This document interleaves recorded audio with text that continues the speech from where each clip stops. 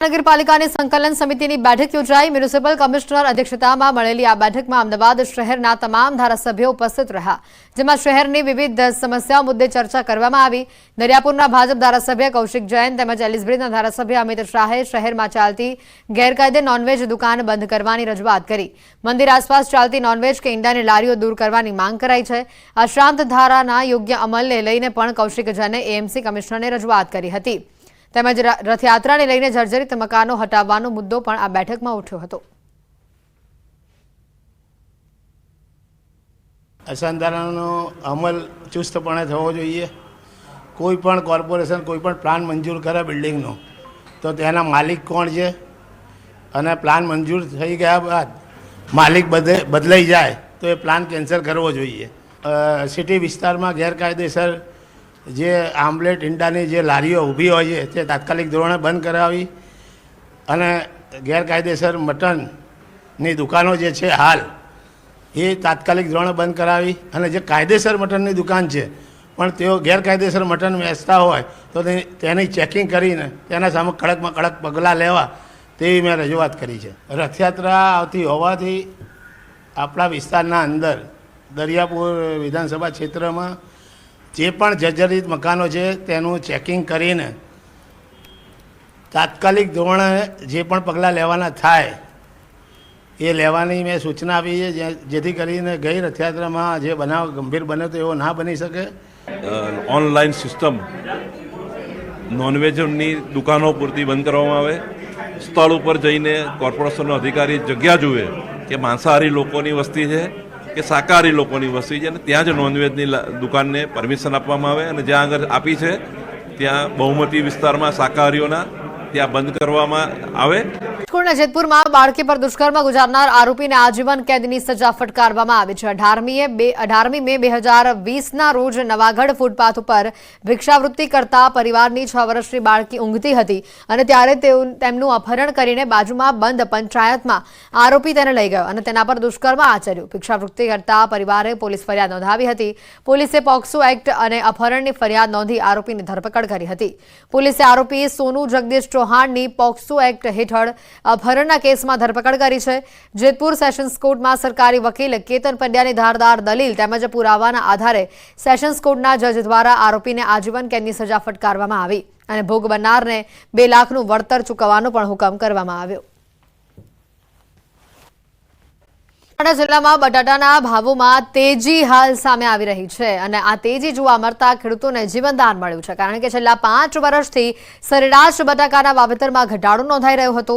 તે જોતા આગામી સમયમાં ડીસામાંથી બટાકાની ખેતી નામશેષ થવાની કગાર ઉપર પહોંચી ગઈ હતી, પરંતુ આ વર્ષે મળેલા સારા ભાવોને લઈને એકવાર ફરી બનાસકાંઠા જિલ્લાના ખેતરોમાં રવિ પાક તરીકે બટાકાનો પાક લહેરાતો જોવા મળશે। વર્ષ 2020માં બટાકાના ભાવો 300 થી 325 રૂપિયા હતા। વર્ષ 2021માં 150 થી 200, વર્ષ 2022માં બટાકાનો ભાવ 300 થી 350, વર્ષ 2023માં 200 થી 250, જ્યારે 2024માં બટાકાનો ભાવ 500ની સપાટીને કુદાવી ગયો છે। 20 કિલોના 500 થી 550 રૂપિયા જેટલા મળી રહ્યા છે। બટાકાનો ભાવ ઓલ ટાઈમ હાઈ જતા ખેડૂતોની સાથે વેપારીઓમાં પણ ખુશીનો માહોલ જોવા મળી રહ્યો છે। ખેડૂતો બટાકા ખાવાના બટાકા કર્યા હતા તો ખરેખર જોવા જઈએ તો બટાકાના ભાવ 400 થી 550 ના ભાવ છે તો ખેડૂતો ખૂબ ખુશ છે। હું પણ ખૂબ ખુશ છું અને ખરેખર હું તો એવું માનું છું કે ખાતરના ભાવ આટલા બધા મોંઘા થયા છે, ડીઝલ મોંઘું થયું છે તો ઓલ ટાઈમ આ ભાવ રહેવા જોઈએ તો જ ખેડૂતોને 25 રૂપિયા મળે। ખેડૂતને ભાવ સારો મળ્યો છે, વેપારીને પણ ઠીક રહે, સ્ટોરવાળાને ઠીક રહે અને ઉત્પાદન ઓછું રહ્યું એના કારણે ખેડૂતોને બધાને સારો લાભ મળશે અને કોઈ ખર્ચા હશે વેપારીને ખેડૂતને આ વખતે નીકળી જાય એવી મારી નમ્ર વિનંતી છે। રાજકોટમાં સ્વામિનારાયણના સંત સામે દુષ્કર્મની ફરિયાદ દાખલ કરવામાં આવી છે। 2 સ્વામી સહિત 3 લોકો સામે દુષ્કર્મની ફરિયાદ દાખલ કરાઈ છે। કેરસરા ઘેડિયા ગામના ગુરુકુળના 2 સ્વામી સામે ફરિયાદ દાખલ કરવામાં આવી। સ્વામિનારાયણ સંપ્રદાયના ધર્મ સ્વરૂપદાસ સ્વામી, નારાયણ સ્વરૂપદાસ સ્વામી અને મયુર કાસુદરિયા નામના વ્યક્તિ સામે ફરિયાદ નોંધાઈ છે। મહિલાને ગર્ભવતી બનાવી ગર્ભપાત કરાવ્યાનો આરોપ છે। 3 વર્ષથી દુષ્કૃત્ય આચરાતું હોવાનો પીડિતાએ આરોપ લગાવ્યો છે। ગુરુકુળમાં જ મહિલા સાથે લગ્ન કર્યાનો ફરિયાદમાં ઉલ્લેખ કરવામાં આવ્યો છે। સ્વામીએ ગુરુકુળમાં જ મહિલા સાથે લગ્ન કર્યાની ફરિયાદ દાખલ કરાઈ। સ્વામી ધર્મ સ્વરૂપદાસ દ્વારા મહિલાને ફેસબુકના માધ્યમથી ફ્રેન્ડ રિક્વેસ્ટ મોકલવામાં આવી। મહિલાએ પોલીસ મથકે ફરિયાદ નોંધાવી છે। ગુરુકુળના 2 સ્વામી સામે દુષ્કર્મની ફરિયાદ દાખલ કરાઈ છે। ન્યૂઝ 18ની ટીમ જ્યારે ગેસ્ટ હાઉસ ઉપર પહોંચી, સ્વામીના પાપલીલાના સ્થળ ઉપર પહોંચી જ્યારે ન્યૂઝ 18ની ટીમ ત્યારે કેટલીક માહિતી સામે આવી। રાજકોટ જિલ્લાની વાત કરીએ, રાજકોટ જિલ્લાના જે ભાયોદરની વાત કરીએ, ભાયોદરના અંદરમાં ગુરુકુળ આવેલ છે તેના આપણે સીધા દ્રશ્યો બતાવીશ। રાજકોટ મહિલા દ્વારા જે સંતો ઉપર જે ફરિયાદ કરવામાં આવી છે દુષ્કર્મ, તેને લઈને હાલની જે તેની ટીમ પહોંચી છે, આ ગુરુકુળમાં પહોંચી, ખીરસરા ગામે પહોંચી છે। પણ હાલ જે સંતો છે તે સંતો અત્યારે ગાયબ થઈ ગયા છે, રફુચક્કર થઈ ગયા છે। હાલ ખાલી ખમ જોઈ રહ્યા છો, આ ગુરુકુળ છે, ખાલી ખમ છે। જે રીતે ફરિયાદ કરવામાં આવી છે, ભાયોદર પોલીસ સ્ટેશનમાં ફરિયાદ કરવામાં આવી છે, દુષ્કર્મની ફરિયાદ સંતો પર કરવામાં આવી છે, તેને લઈને પીએસઆઈ અને પીઆઈ અત્યારે તપાસનો ધમધમાટ ચાલી રહ્યું છે। બીજી તરફ વાત કરીએ કે 3 વર્ષથી જે દુષ્કર્મ આચરતા હતા તેવું એફઆઈઆરના અંદરમાં જે ઉલ્લેખ કરવામાં, તેને લઈને હાલ ભાયોદર પોલીસ તપાસ કરી રહી છે। તપાસ બાદ સાચી હકીકત બહાર આવશે કે શું હકીકત હતી। મુનાફ બગાલી, ન્યૂઝ 18 ગુજરાતી, ભાયોદર, ખીરસરા। બોટાદથી વધુ સમાચાર। વાયરલ વિડીયો બોટાદથી સામે આવ્યો છે। હરિભક્તોનો વિરોધ અહીંયા થઈ રહ્યો છે। ગરડા સ્વામીના વાયરલ વિડીયો સામે હરિભક્તો નારાજ છે। મોટી સંખ્યામાં હરિભક્તો ગરડા મંદિર પર પહોંચ્યા। સ્વામિનારાયણ સિદ્ધાંત હિતરક્ષક સમિતિના દેખાવો સામે આવ્યો। મંદિરમાં લંપટ સંપતો સામે બેનરોથી દેખાવો કરાયો। પાખંડી સંતોને દૂર કરોના લખાણોવાળા બેનરોથી દેખાવ કરવામાં આવ્યો।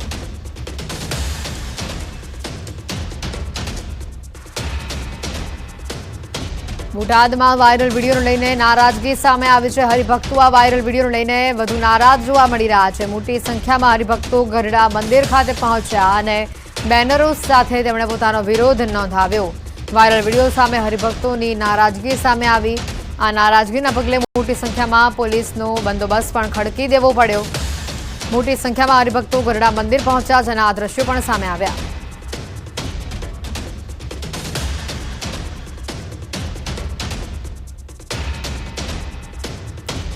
સ્વામિનારાયણ સંપ્રદાયમાં સ્વામીઓના વાયરલ વિડીયો અને આરોપો પર વડતાલ સ્વામિનારાયણ મંદિરના મુખ્ય કોઠારી ડોક્ટર સંત વલ્લભદાસજી સ્વામીએ પ્રતિક્રિયા આપી છે।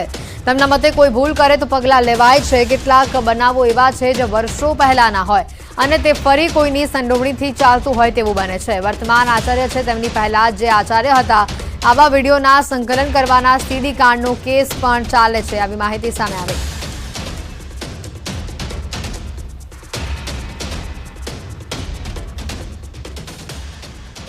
જે સંપ્રદાયનું બંધારણ છે એ પ્રમાણે સંતો, વડીલ સંતો સાથે લઈને પગલાં લીધા જ છે। સંપ્રદાયના નિયમ પ્રમાણે તમારે શિક્ષાપત્રનું અધ્યયન કરવું, એમાં નિયમો લખેલા છે, એ પ્રમાણે શું થાય તો શું કરવું એનું પણ બંધારણ આપેલું જ છે। આમાં સંત કે અસંતની વાત જ નથી।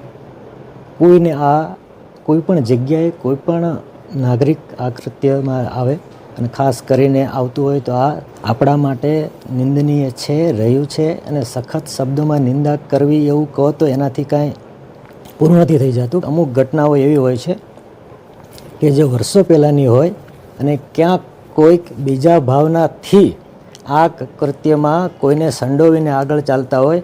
મને ખબર નથી મારે અત્યારે ચર્ચા કરવી જોઈએ કે ના કરવી જોઈએ, પણ અમારા જે વર્તમાન આચાર્ય છે એમની પહેલાં જે આચાર્ય હતા એ પણ ક્યાંક આવા વિડીયોનું સંકલન કરવાના મુદ્દા ઉપર જ એનો સીડીકાંડનો કેસ બી ચાલે છે। એટલે હું એવું ઈચ્છું છું કે સંપ્રદાયનું જે સારું નરસું છે એ સંપ્રદાયના સંતો હરિભક્તો ભેગા બેસીને એનું સોલ્યુશન લાવે છે, લાવી રહ્યા છે। સંપ્રદાયના અનુયાયીઓ જ કોઈ આમાં એ એક પક્ષને બીજા પક્ષના નાતે કરતા હોય તો હું લક્ષ્મીનારાયણ દેવ હરિકૃષ્ણ મહારાજના ચરણમાં પ્રાર્થના કરું છું, આ કૃત્ય સંપ્રદાય, સનાતન કે માનવ સભ્યતા માટે પણ શોભનીય નથી। દ્વારકાથી સમાચાર। દ્વારકા જિલ્લામાં મોડી રાતથી જ વરસાદી માહોલ। ભાણવડમાં મેઘરાજાએ ધમાકેદાર એન્ટ્રી કરી છે। વહેલી સવારે ભાણવડમાં 2 ઇંચ જેટલો વરસાદ ખાબક્યો। સારા વરસાદથી રસ્તાઓ પર પાણી વહેતા થયા। વરસાદી માહોલથી વાતાવરણમાં ઠંડક પ્રસરી।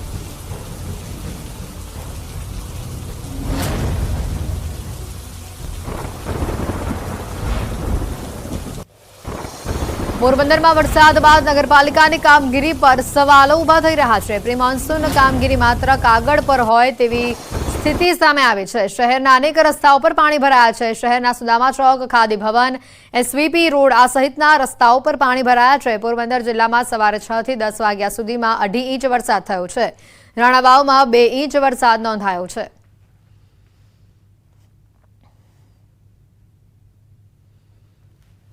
આગાહીની વચ્ચે કચ્છમાં વરસાદનું આગમન થયું છે. મુન્દ્રાના વવાર વિસ્તારમાં વરસાદી ઝાપટા થયા છે. ગરમી અને ઉકળાટ વચ્ચે વરસાદનું આગમન થયું છે. ગત રાત્રિના માંડવીના બીદડા પંથકમાં પણ વરસાદી માહોલ જોવા મળ્યો હતો.